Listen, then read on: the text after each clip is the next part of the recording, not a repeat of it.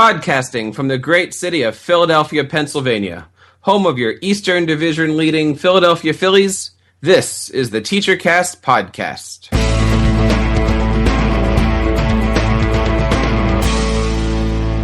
Hello, everyone. This is Jeff Bradbury, and welcome to another episode of the TeacherCast Podcast from TeacherCast.net.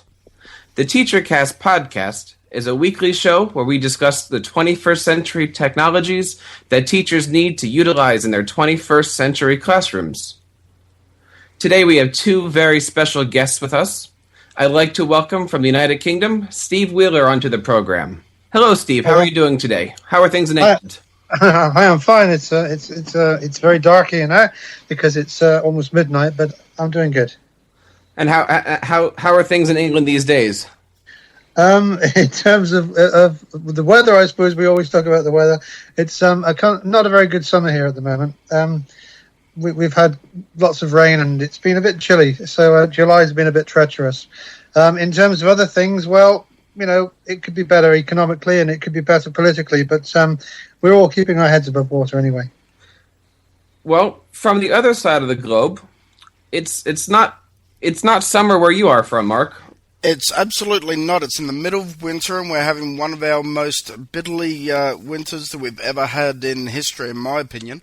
It's just icy cold every day, and for the last month, it's just been sub 10 degrees Celsius right across the board, so it hasn't been very nice, but we're getting there, that's for sure. And where are you speaking to us from today, Mark? Well, Sydney, Australia. That is a long way away from Philadelphia. Well, gentlemen, we have so much to talk to you guys about today. Steve, I'd like to start with you. Why don't you tell us a little bit about yourself, what type of work you do in the educational field? Okay, thanks, Jeff. I'm an associate professor in learning technologies at the University of Plymouth, which is in southwest England. That's where I'm talking to you from now. And essentially, I train teachers. We train teachers in the primary sector, that's what you would call elementary school. We train teachers in the secondary sector. I'm assuming that would be high school. And we train teachers who are working in colleges and in universities, those who have come in with degrees but want a qualification to teach. And so we train right across the board. And Plymouth's quite a big university. We've got around about 33,000 students. That's pretty big for the UK. And what I do at the moment is I specialize in research as well as teaching into areas such as Web 2, social media type technologies, mobile technologies, and various other technologies within the classroom as well. And I've been doing that now for around about 12 or 13 years within this institute, but I've been involved with media for about 35 years. And how long does it take a student in England to go through? Is it a normal 4-year degree like we have in America? Yep, there's two routes. You can either take a degree that's a specialist topic, like a Bachelor of Science or Bachelor of Arts in a particular topic, and then you can do what we call a PGCE, which is a Professional Graduate Certificate of Education, which is a 1-year course on top of the degree, and that gives you your qualification. Or you can do a specialist degree in education, what we call the Bachelor of Education degree, mainly for primary school educators, and that's a 4-year straight-through degree. And how's the job market these days for just out-of-school graduate teaching professionals? Well, there are shortage subjects, as we call them, subjects like maths and English language and some of the sciences, and the government at the moment in the UK is actually still offering teachers, if they go into that field, that it's offering them what we call a golden handshake, which is a certain amount of money for actually joining and into a subject area that's a shortage where there aren't enough teachers. So in some areas that we are trying to recruit more teachers, and every year most of the universities that I know of in the UK who are doing teacher training initially, then they're actually being oversubscribed. Wow. It's almost the same over here. We have a lot of, teacher colleges, and we have a lot of people going into the education field, but especially in New Jersey where I live and other parts of the country, there's just not a lot of positions. There's a lot of reduction in force here in the teacher field due to budgetary cuts. Is it almost the same thing in your part of the world? I don't think there are any teachers being made redundant per se, across the board, huge quantities of that happening. But what is happening is that because of the change in government, and because of a roll-on from the last government's policies, what is happening is a lot of schools are leaving local government control and going into what they call academy status, which means that they self-fund themselves. They get a budget from the government, but they self-fund themselves and they decide what their future is going to be. They don't have to go through the local education authorities, what we call the councils and the authorities anymore. So it seems to be an all changed situation as far as schools in both the primary and secondary, the compulsory sectors are concerned. Now, Mark, you come to us from a little bit of a different point of view. Tell us a bit about the educational system in Australia and how you feel that schools are teaching students to be technologically active. Yeah, I do. Well, basically, the way we handle things in Australia is we've got the kindergarten through to year 6, which is generally regarded as the primary school years. Then we've got the high school years, which go from year 7 through to year 12. And then we've got a choice of going down either a TAFE, which is a government-funded education system and pretty much subsidised a little bit. And then we've got the university route as well. And we just see, I suppose my biggest concern as being a parent with kids about to join the school and the education system is the size of the classes at the moment. We don't have, I suppose, the budget to really have more teachers to accommodate smaller class sizes. And with that in mind, I get worried and have concerns about how much children in Australia are actually learning and getting that one-on-one communication and support from teachers that they need to further develop in both technology and just in general areas of education. Interesting. Now, one of the things that we as educators here keep talking about are these 21st century skills. Do they talk to you in the UK about these 21st century skills? Is that a buzzword over there? It is, Jeff. It's something that a lot of people are blogging about. We're seeing it in papers presented at conferences, even book chapters and journal articles coming out about it. But I'll just quote you a friend of mine, Stephen Heppel. You may have heard of him. He's a professor in the UK who travels the world. He said something very interesting the other day. He said that children who are now in elementary school, in primary school, they've known nothing but 21st century learning. So why are we calling it still 21st century learning? Let's just call it learning. Very true. I do like at the beginning of every school year when the list comes out of these 100 things our current kindergartners will never ever have. And, it's always things like VCRs and never having to rewind a tape. And yep. I always love those lists when they come out because they're just so true. I mean, we're looking today at, do we want to keep our VCR player in our house or sell it at a yard sale? And you still have one? Give it away for scrap metal, perhaps. True. Just briefly, I'll leave it up to you guys. What are 21st century skills? Shall I go first? Yeah. I guess really for me, 21st century skills are just a rollover. They're just an evolution of 20th century skills. When you would have once have had to have programmed a VCR to record something, now what you're doing is you're using digital methods to do a similar thing, to be able to pause live TV, to be able to rewind and rewind the digital loop, so to speak. I'm still speaking in 20th century terms there when I say that, but to be able to access media and use it, harness the power of it in a way that similar to the way that you would have done 20 or 30 years ago when these tools first became available on a domestic basis or in schools. I remember when I was in primary school, when I was a young lad, we were really excited because we were able to watch a live television broadcast for the first time in the classroom. And that was amazing for us because nobody had ever seen television in the classroom before. And it was a boring program. It wasn't very well put together, but we were excited just to watch it. And for me now, the 21st century skills, if there is such a thing, it's about children and teachers as well, harnessing the power of these technologies to help them to learn in more exciting ways, to enhance the experience, to extend the experience, and to be creative while you're doing it. I think there's a lot more to that than that, but I think that's in a nutshell, really. Now, Mark, you have two young kids, right? I do, both under 5, and my daughter's about to start school come the new year. Now, do they already know how to type?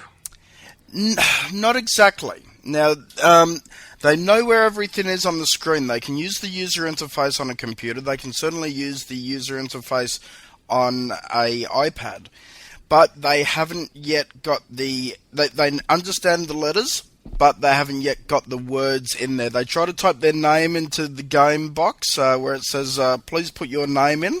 And they get close. So my daughter, who's 5, gets up to about 3 or 4 letters, and that's about as far as she gets at the moment. Now, Steve, if you were teaching Mark's young kids, would they need to know how to even write in cursive? This is a difficult question because cursive writing or any type of handwriting is becoming for younger kids maybe something that they don't need. That might sound heretical to some teachers, but technology moves on fast. I mean, we're talking about keyboard skills here, and we're talking about the skill of maybe using a mouse or a tracker pad or whatever. But in maybe 20 years' time, when the next generation comes through, they're going to be looking at this generation of kids who are now grown up, and they're going to be saying, "You actually touch a computer?" I just think it's interesting right now. One of the things on that list that I was reading of, skills that kids won't need in 15, 20 years, one of them was cursive. And I'm thinking, but you still need to sign your name on documents, and you still need to sign receipts and stuff like that. I guess maybe in 20 years we are going to go away from signing things, and it'll go to either a thumbprint or a credit card type swipe or whatever. But personally, from my side of the fence, I still believe that they need to have that basic level of education and understanding and be able to actually write fluently with the hand and read fluently a book, for instance. One thing that I do with my children is they've got plenty of ebooks, but we always make sure that they've got books that sit in their bookshelf in their rooms. And one thing that we do is we won't go and read the ebook to them at night, for instance. When we want them to go to sleep, we'll actually get out the paper book and we'll read them the paper book so that they have the best of both worlds. And I don't know if that will continue, but I think right for the next immediate future, the next 10, maybe 15 years, I think that's still going to be of vital importance. Certainly do. Steve, 10 years ago, we were using the web similar to how we use it today. If we wanted to find out some information, we would, type into a search engine and it would come back to us. Recently, we've introduced this term Web 2.0. Could you discuss a little bit about what is Web 2.0 and why we as teachers need to know it and maybe teach it to our kids? Well, Tim O'Reilly, who was the originator of the idea of Web 2.0, he was trying to create a scenario in which we'd moved on from what we would call the sticky web, Web 1, which we couldn't really change. And Web 2 is much more participatory. Web 2 is much more interactive in as much that you can, if it does exist, then you can actually add content yourself. So Wikipedia, for instance, is a classic Web 2 technology. It's a content repository, really, which people can edit freely. Blogging is another Web 2 tool. There are so many different types of Web 2 tools. I guess the most popular ones would be something like Facebook or Twitter, because these are tools which are social networking tools which allow us to connect with people in a way which we previously wouldn't have done and on a scale which we previously wouldn't have done. And it's becoming quite pervasive when you consider that Facebook recently announced its 750 millionth subscriber, and I think Twitter is now on 150 million and growing very fast. They added 600,000 new subscribers, I think, this week. So these are exponential growths in this kind of Web 2 technology. And to answer the initial question that you made, I think the idea was that once we actually searched for answers to questions, now the answers come to us through our personal learning networks or our professional learning tools it's about really sharing your knowledge with your friends these days.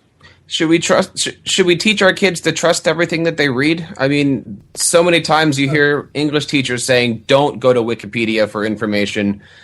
I've even said it to my own students, anything on Wikipedia may be true, may be false. I'll tell you what I tell my own students, Jeff, is that, and these are, bearing in mind, these are 18, 19, 20-year-olds. They've come in to learn how to be a teacher, and they really need to know what the veracity, what the truthfulness of sites are, because they'll be quoting from Wikipedia as well. And I say to them, look, quote from Wikipedia by all means, but also balance that up by quoting from peer-reviewed journal articles or chapters from books or other, artifacts where you've actually done the research, because for many it's a bit of a shortcut, and I think students can get lazy. I don't think there's anything wrong with Wikipedia on the whole, because it's been edited and created by mainly postgraduate students in those subjects. All right, so let's hit another topic. In dealing with Web 2.0 and blogs, wikis, you mentioned Facebook, applications like that. Let's talk a little bit about e-learning and e-learning education. As a teacher, what can we expect from our students? What should we be able to provide for our students? Should we as teachers be able to set up an e-learning environment to go along with our courses? I think most of us think of e-learning as take a course online, but really, isn't there more that we can do to help our students outside of the classroom hours? Well, when you class e-learn in Australia, we're sort of getting there where you can actually learn via distance learning and so forth through universities and the TAFE system and so forth. And a few years ago, I actually did a marketing diploma online purely because I didn't have the time to go down to the institution and actually learn it that way. Now, the issue that I had, though, was in the delivery of that media and so forth. It was very much, listen, we'll email you, we'll send you this link and you follow this up, and it just wasn't as interactive as I was led to believe. I was assuming that we'd have sort of round table discussions and so forth with the actual instructor, but that didn't happen. So I'm not sure how it is in other places in the world, but certainly in Australia, I think we've got a little ways to go yet.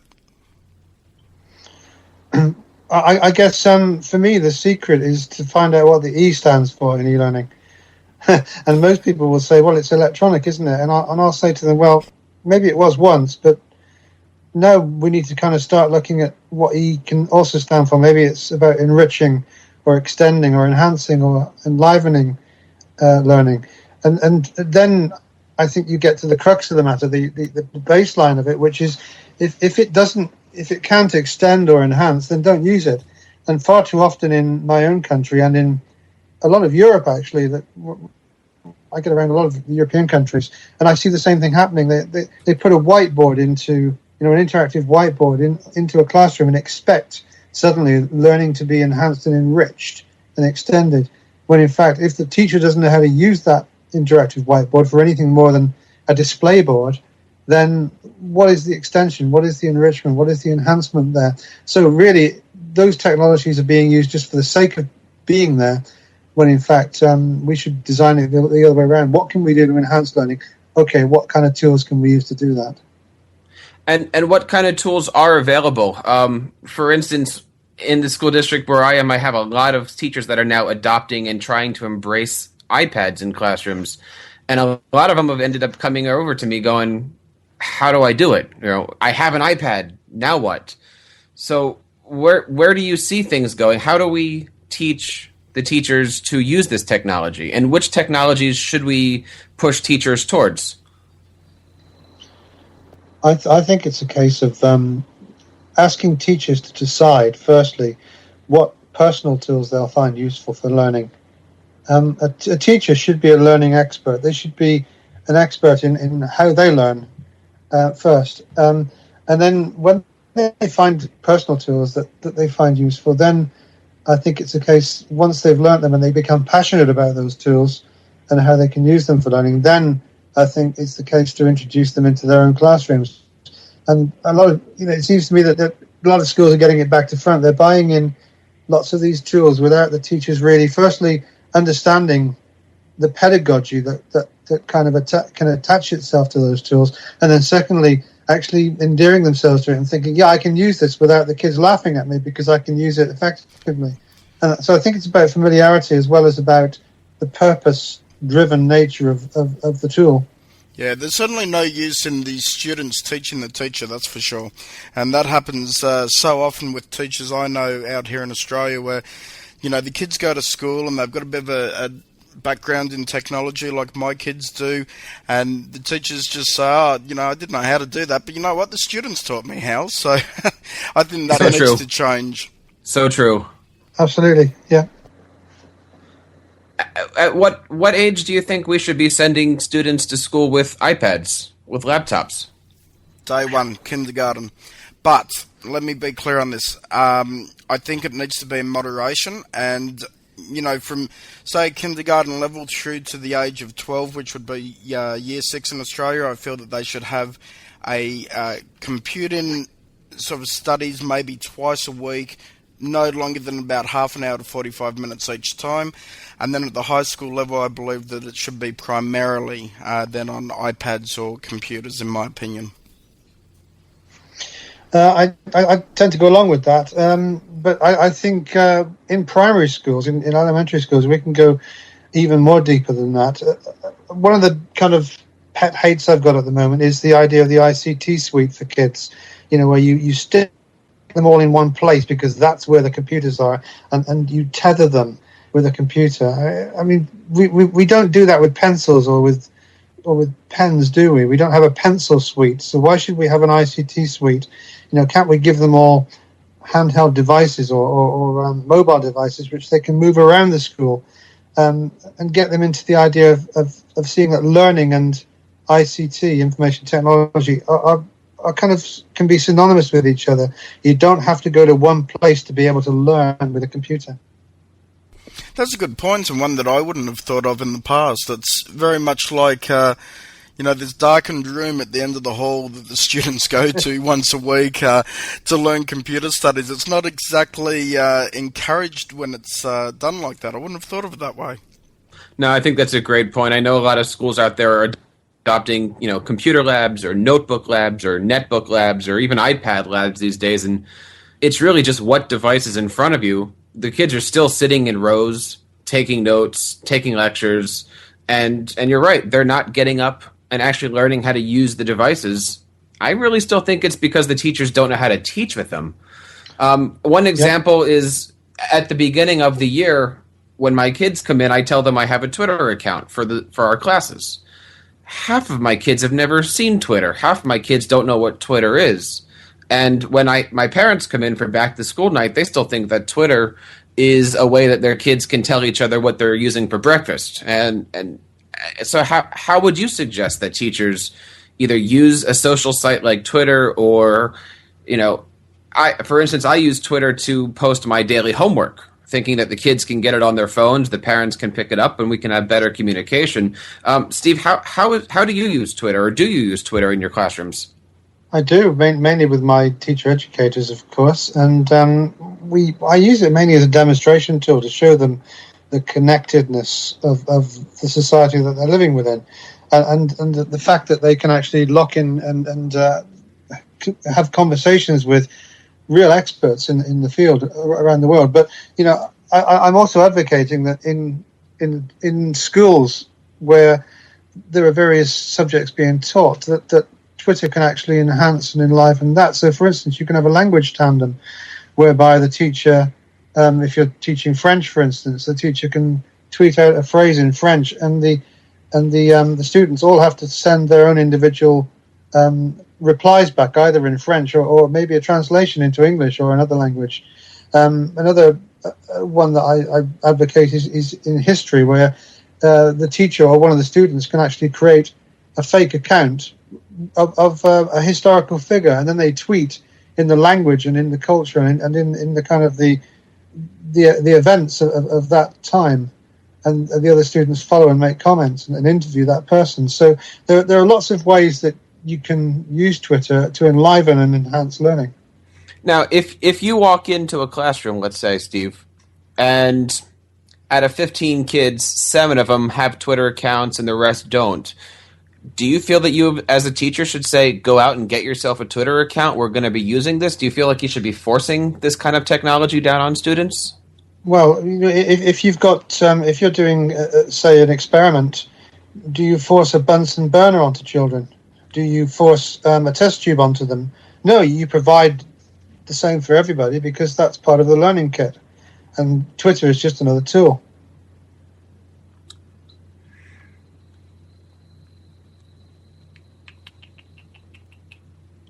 Let's change the subject now a little bit to a popular one that's been catching on. Sites that are more social networks that are used in the classroom, such as Facebook, say Google Plus just came out. Mark, how do you feel about your little ones growing up in a world where they have to use Facebook for education and teachers teaching with Facebook and Google Plus and how do you feel about all that stuff? Facebook scares me. It scares me as an adult, and it scares me for my children. It's just not safe. It's not secure. I personally can't stand it.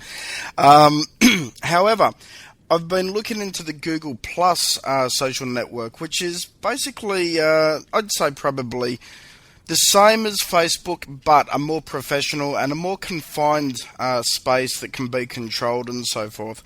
And I think that with some of the things that they have, such as Hangouts and so forth, where you can get a group of people together in a video conference and discuss a topic, that's got more education benefits from my side of the fence. I just feel that Facebook is the place for the teenagers to discuss the silly things that they're doing that will then end up having their future employer look and go, well, we don't want you working for us, that's for sure. So, yeah, I hope that Facebook isn't a key in education. Certainly Twitter and Google Plus I would endorse, but Facebook just is not a safe place for kids in my opinion. And to be quite honest, they shouldn't be on there, certainly under the age of 13 anyway. I think I'd go along with a lot of what Mark's just said. Another thing about Facebook, besides it being unsafe, is that there are far too many distractions in there for young people. People tend to poke each other and throw food at each other and play Farmville and what have you. These are just huge distractions from the learning that they should be doing in the classroom or whatever. And do you feel these types of skills and these types of social media, should they be taught at home or should they be taught at school? I mean, should we as parents be teaching our kids internet safety, or are we saying that's an educational thing, let the schools deal with that? I think both. As a parent, I want to make sure that regardless of what device my kids are on, whether it's in the classroom, at a friend's house, in my own house, I want them to know that, hey, there's bad areas of the internet out there just in life, and you want to stay away from this, and this is the way that you protect yourself. But then I think another good benefit would be from day one for the schools to actually teach students that, hey, be careful online. You're not going to go down the road and give a perfect stranger your information or talk to a stranger. It really comes back to, from the little kids level, a stranger danger kind of thing. And if you can enforce and expand on stranger danger and bring the internet into that as well, then they can grow up with that in mind and just be a little bit more careful about who they entrust information to online. I see so many people, friends and family that have their kids on Facebook and they've got their real date of birth and their address there, and it's a mess and it's a real worry. So anything that can be done to lessen the information that's given out and to inform the kids that there's dangers out there is always a good thing, in my opinion. I think that's true, and schools have a lot of, I think, onus on them to educate children into the dangers of the internet and into being safe on the internet and not disclosing personal information, and certainly not meeting people that you've never met in real life or don't know that you've met online. But one of the biggest problems we've got in the UK at the moment is that lots of school authorities are blocking these tools from being used in schools because they think that's a good thing. that, don't let the schools have YouTube and don't let them have Facebook because we want to block them completely. But that's really sending the wrong message to the kids. And I tell you what, if I was a kid in school now and they blocked YouTube, I'd be going out to find out what it was all about. I'd be subverting it. Oh, absolutely. Absolutely. I know there's a lot of school districts in America that are very much pushing, education is great and technology is wonderful, use it. And then the kid comes into school and everything is just completely shut down and you can't get on to anything. Yeah. It works badly both ways, I'm afraid. Yeah, and so that doesn't help educate children about the the other areas of life and so forth, and protect them from going to different areas. All it does is it places a taboo over a certain site or a certain service, and the kids, being naturally inquisitive, will go out and find a way to actually get onto that network, and it could cause more trouble than it's worth. Absolutely. So if our schools are having issues with hacking and kids going into places that they shouldn't be and certain types of content getting through the firewalls maybe, perhaps I'll ask you guys, what apps, what technologies, what websites can we use that are safe? We've already said Facebook, probably not. Google Plus, maybe not. And Twitter, definitely when used properly, but should we be using blogs? Should we be using like a Ning or like a wiki? Should we be having our kids create social sites? There's a lot of teacher-created social sites out there, like a Ning or how do you feel about this? Like, what would you suggest we use, Steve? Absolutely, we should be getting kids, even primary school kids, to be using blogs and wikis because, for the simple reason that it's creative. But another reason that I'll give you, and I'm working with some schools actually in the UK at the moment, doing some research with them, we're discovering that as young children are blogging, they fall in love with writing because they're actually writing for an audience and they're getting tangible feedback from the audience. These are blogs that are created by teachers and they're maintained and kind of moderated by teachers, so that the kids only get to see the comments that are that are polite comments, if you like, comments that don't have any nasty things in them. They'll filter out all the bad stuff. But the kids, when they do see these comments coming back and they realize they've got an audience, they actually raise their game in terms of the amount of writing they do and also the style of writing. They're much more they concentrate more on the sentence structure that they create. They concentrate more on the story that they're telling, and they concentrate more on the spelling and the grammatical construction as well. Now, do you feel that your students are writing blogs the way an English teacher would teach them to do it, or are they writing blogs using their own speaking patterns, the way several of my high school kids write constantly? Well, you see them occasionally writing in text speak, kind of this kind of concatenated, this kind of squeeze text, which they would use in texting, using letters instead of words. An 8, for instance, and they also they use other misconstructions like I would of, but spelled OF, instead of HAVE, which are classic mistakes that teenagers make all the time because it's phonetically correct and therefore it must be morphologically correct as well.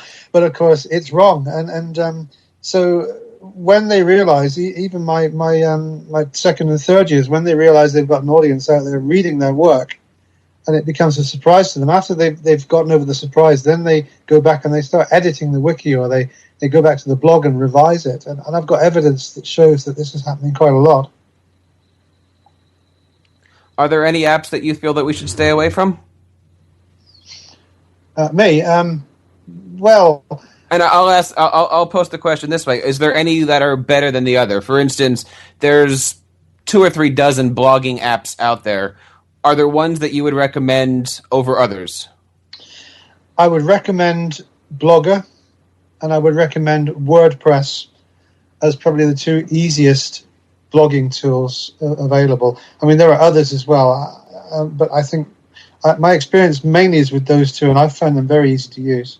Is there anything, Steve or Mark, that you have had success with creating wikis or creating small social networks like that? Mark? No. Unfortunately, I just basically have my blog, which is my main site, and then I have my social network in LinkedIn with Twitter. So I actually do it that way. But just on the pardon me, on the Twitter standpoint, I think talking about the texting and the way that kids abbreviate words and don't sort of write necessarily in the way that we'd like them to, I think Twitter does help that. Certainly messaging friends, it doesn't. But if you could teach kids to actually use Twitter correctly, that 140 characters, you really need to think what words I can put in there to actually say a lot without writing a lot of words or abbreviating. So I think that's a good tool. Yeah, I'd agree with Twitter it's a very powerful tool, really, when you think that if you're giving students a précis task to do, here's a 100-word abstract, I want you to bring it down to one sentence, then Twitter is the ideal tool for that. But back to the question about wikis, Jeff, you asked. About 4 or 5 years ago, when wikis first started to become familiar to people in the classroom, I was using wiki spaces to set up little group wikis that attached themselves to modules that we were teaching, which were 10-week modules on a given subject. And at the start of that week, we'd introduce the wiki to the students, and then they'd go away every week or every day in some cases, and they'd go off and they'd do their own research and stick it up onto the wiki and then edit each other's pages. More recently, we've been using Wet Paint and PB, Peanut Butter Wiki, which are both very easy to use. In fact, they're much more attractive, I find, than wiki spaces. And in effect, they double up as learning management systems, because we can create other content that goes in there as well, which allows students to keep track about what they're studying and where they're supposed to be at what particular time and so on. Speaking as a parent, I guess I'll say this.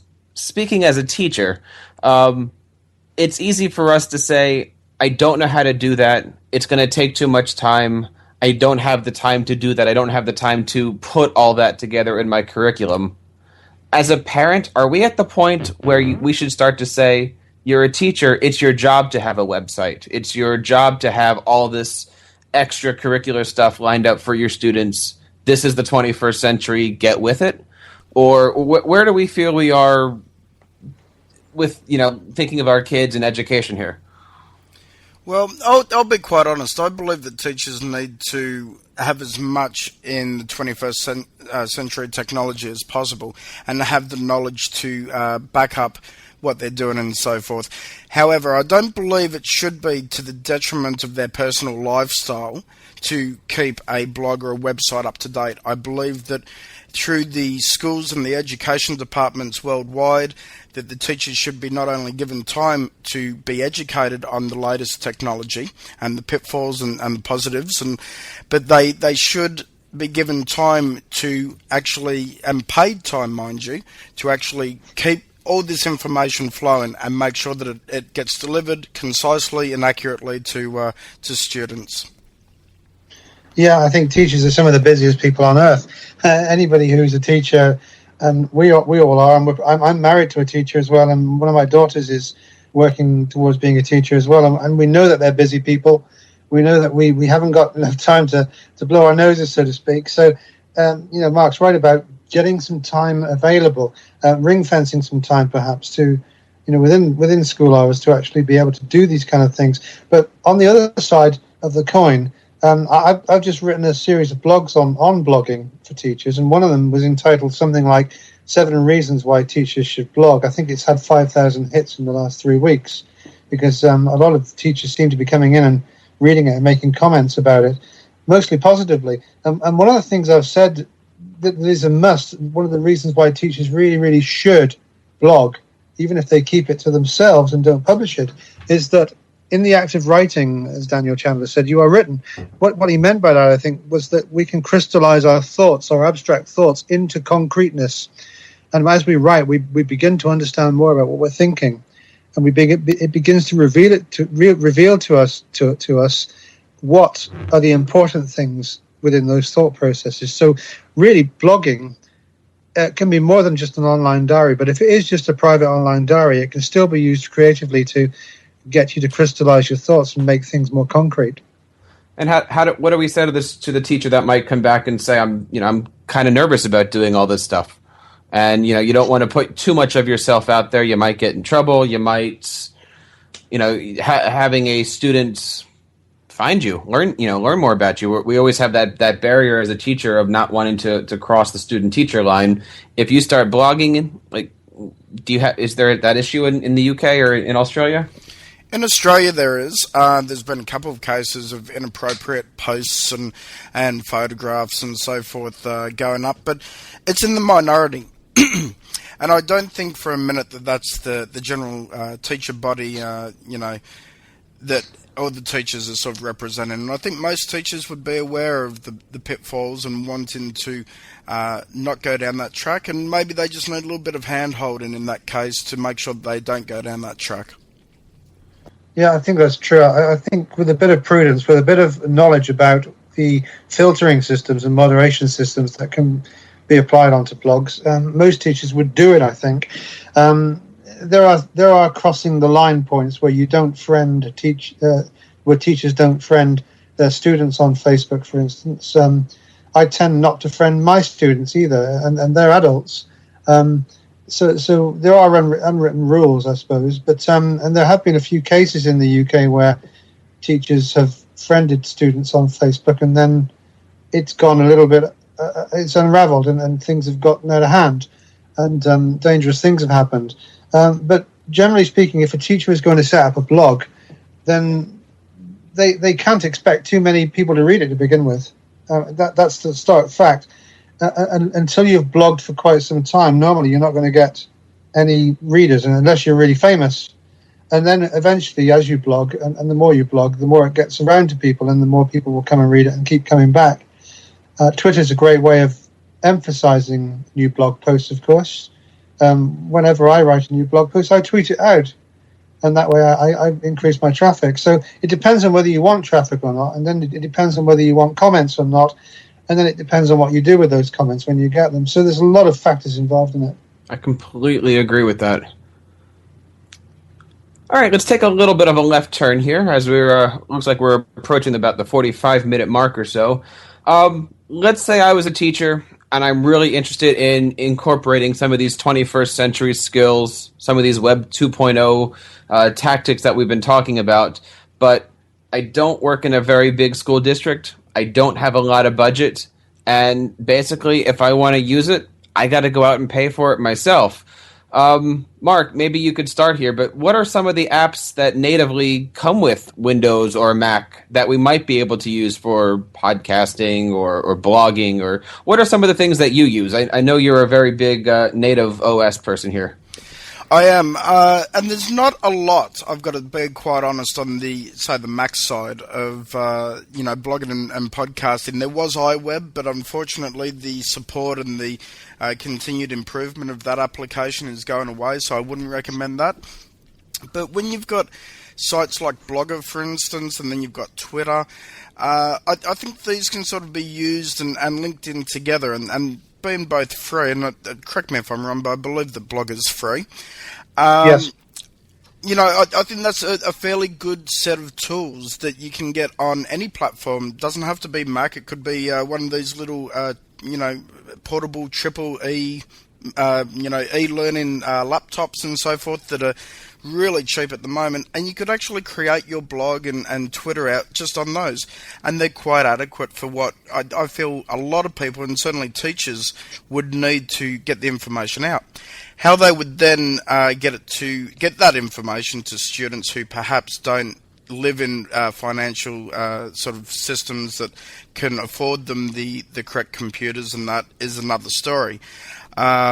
So that's a bit of a dark area, but certainly using things that are free, and there's a lot of them out there, is the best thing. From my standpoint, I try not to spend money if I can, and that's how I do it. I use more free services, and just make sure that they're not advertising based, where they throw up ads for things that you don't want, or an ad saying click here and you'll win $1,000, because that's not going to help you in education. It's going to give you a bad name, unfortunately.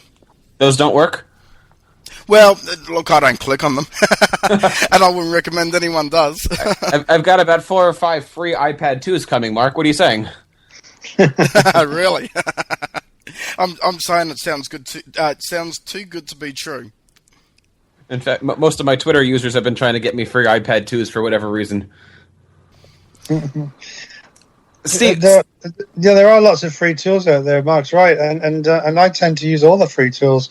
There are great teacher tools out there. Fun tools as well, like Edmodo, for instance, which is ad-free if you're a school using it in the UK. I don't know if it helps elsewhere as well. What is Edmodo? Because they have a really neat iPhone, iPad app, and I see that all the time. But what is Edmodo?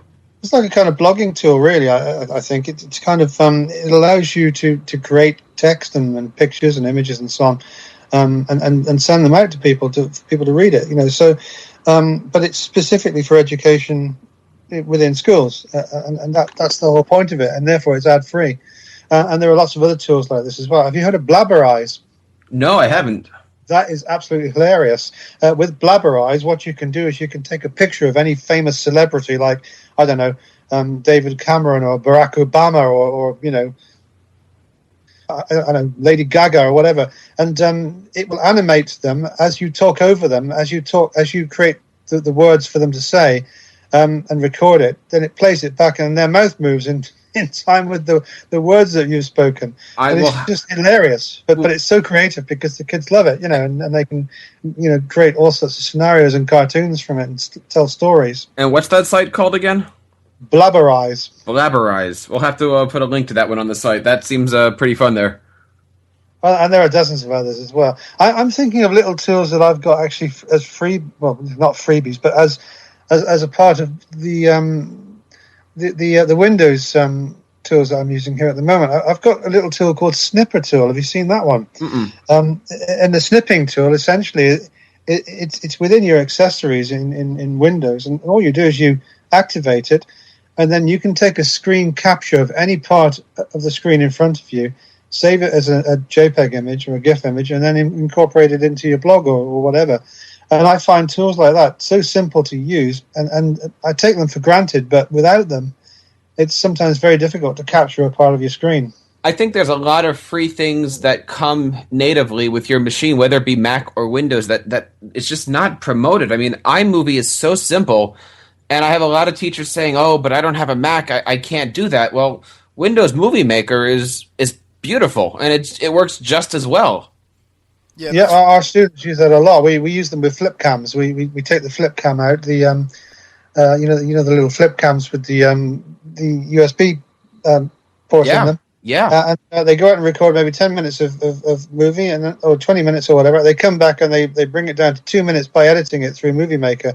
And it's so simple because you're just dropping content in and sequencing it. It's just so simple to do that. A summer ago, I was teaching a podcasting class to 5th and 6th graders, where we just ran around the school for a couple weeks with those flip cams, and I brought them back and showed them iMovie, and they loved it, and it was so simple, and they just had a great time putting background music to it and all, and yeah, there's just an awful lot of stuff out there that's free. That's ideal because it gives them a sense of achievement, you see, and that's the most important thing. Absolutely. And just 2 other things that as I'm thinking about here, a lot of us teachers want to do screencasts for our students. If we're teaching a particular app, it's one thing to stand up in front of the class and demonstrate it. But if I can make a screencast of my own voice and my own motion showing a student how to set up a Word document or a music program like I do, I find screencasts are simple and easy. And there's a program out called Jing, Jing, which is a screencast producer. It's free. It's a cool tool, that one. It is. It certainly is. It's by the same people that make Camtasia, which is another e-learning tool of how to do screencasts. And man, I guess maybe we should come up with a list here, or find a list and just post it online, because there's just an awful lot of free stuff. As we're wrapping up here, like what's your app of choice these days? What's the 1 or 2 apps that you just can't live without these days, Steve? For me, Blogger and Twitter, they work in tandem with each other. And anybody who visits my blog will see that I've got a live Twitter stream within Blogger, but I've also got blog links in my Twitter stream. So they're co-joined. They're joined at the hip. Mark? Mine would be Twitter. Absolutely, it's I just call it the best social networking platform out there because everything's public, nothing's private. So there's not any misconception or any confusion over posting information. You post it up on Twitter, everyone can see it. You can, of course, have a private account, but then not so many people can see what you write. And as for applications, I use a series of applications that come built in with the Mac, and they pretty much work in the iWorks suite. What's your Twitter name, Mark? I don't know if I'm following you or not. Everyday Mac. Oh, sorry, Everyday Mac Support. Everyday Mac Support. Okay, well, that's your Twitter name. Mine's Timbukteeth. Actually, no, correction. It's Everyday Mac. Everyday Mac, I'd get that wrong. I'll be following you. Well, Mark and Steve, it's certainly been a pleasure to have you guys on. Thank you so much for being a part of the show. Thanks for having us. Well, thank you. Why don't we wrap up here, as we just sort of did, and have you guys tell us a little bit about where to find you guys on the web. Steve, why don't you go first? Okay, my main website now is steve-wheeler.net. Okay, and you can also find my blog as steve-wheeler.blogspot.com. Excellent. And as I said, I'm Timbukteeth on Twitter. Very cool. And Mark, where can the public find you? Well, you can find me at www.everydayMacSupport.com, where I do basically a series of blogs and podcasts relating to Mac and learning everything out of the box from the Mac, what you can expect to get, and I go through quite in detail with system preferences and how to sort of tweak it to make it work for your needs and so forth. And you can also come across and have a chat with me on Twitter with username EverydayMac. And of course, you can keep up to date with all of the latest information on how to be a better 21st century educator and the brand new apps that are coming out for all of our OS platforms by visiting us often on our website, TeacherCast.net, and following us on Twitter at TeacherCast. Well, thanks for listening to the TeacherCast podcast. If you like what you just heard, we hope that you'll pass along our web address, TeacherCast.net, to all of your friends and colleagues. Be sure to check us out on our archive section on our website for previous podcasts and app reviews that are beneficial to you, the 21st century educator. We just got our iTunes feed up, so we like to have you check out that as well. This has been a TeacherCast production. Join us next time for another edition of the TeacherCast Podcast. Good night, everybody.